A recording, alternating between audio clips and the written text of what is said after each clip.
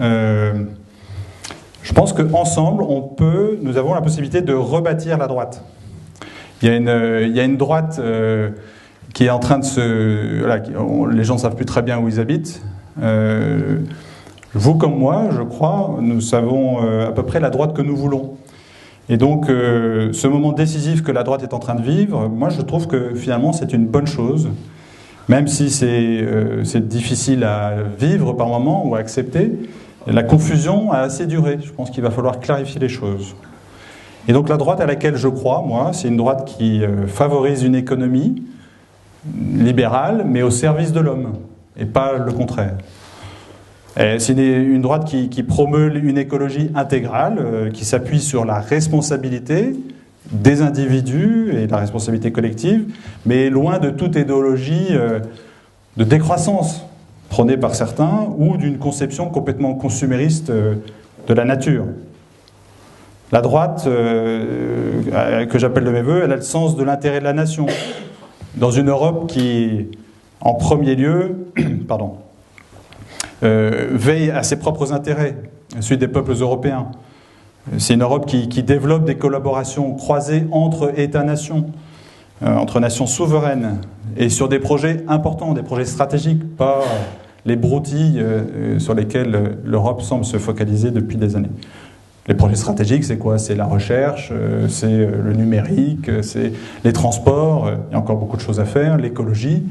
Il y a plein de projets sur lesquels l'Europe pourrait être le lieu d'une synergie forte et d'une capacité de puissance européenne, si seulement on voulait s'en donner les moyens.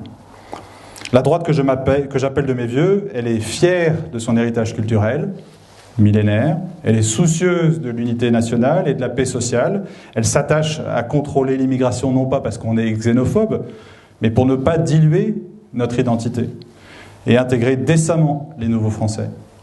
Pour qu'on évite le communautarisme qui met la pression finalement sur les individus pour se conformer à une culture et à des modes de vie qui sont étrangers à la nôtre. La droite que j'appelle de mes voeux, elle porte un projet de civilisation à ambition universelle. Elle est enracinée dans le respect de la vie et la liberté des individus et des peuples. Elle est fière de son passé, je l'ai déjà dit, mais elle est convaincue surtout de son rôle positif qui a été le sien et qui doit être le sien dans le XXIe siècle. La droite que j'appelle de mes voeux, elle ne cède pas au défaitisme et au relativisme ambiant. Elle assume ses valeurs d'initiative, de liberté, de responsabilité, de reconnaissance du mérite, d'audace, de subsidiarité. On prend les décisions au plus près du terrain. La droite que j'appelle de mes voeux, elle propose une vision enthousiasmante de l'avenir aux Français, en misant sur leurs talents, sur leur capacité à innover, sur la capacité des uns et des autres à créer des nouvelles richesses, à gagner dans la compétition internationale. Les Français sont les meilleurs quand ils ont foi en eux. Et aujourd'hui, je crois que la droite a besoin d'incarner cette foi en l'avenir. Et enfin, la droite que j'appelle de mes voeux, elle refuse d'être à la remorque de la gauche, bien pensante, donneuse de leçons, fascinée de manière un peu morbide par la haine de soi et par une notion du progrès qui n'est qu'en fait qu'une sorte de fuite en avant. Hein, le progressisme, c'est ça. Voilà. Donc cette droite-là, je pense que nous sommes nombreux à l'appeler de nos voeux. Je serais heureux d'avoir votre avis tout à l'heure. Je pense qu'elle est majoritaire dans ce pays, encore.